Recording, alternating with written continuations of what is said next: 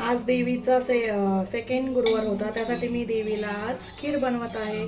खीर मी ओट्सची बनवणार आहे. त्यासाठी मी ओट्स बारीक करून घेतलेत आणि हे काजू बदाम पण मिक्सरमध्ये बारीक करून घेतलेत. कढईमध्ये तूप टाकून घेतलंय.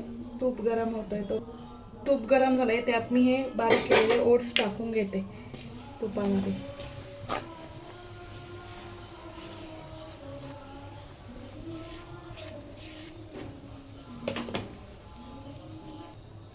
ओट्स चांगले भाजून घ्यायचे तुपामध्ये.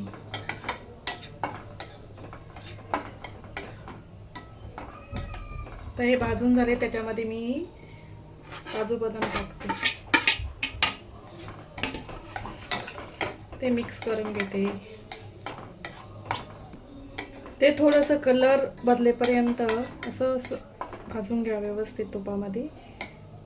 मग त्याच्यामध्ये आपण दूध ओतणार आहोत. खिरीमध्ये कधीही गरम दूध किंवा गरम पाणीच टाकायचं, त्याच्यामुळं गोळ्या होत नाही.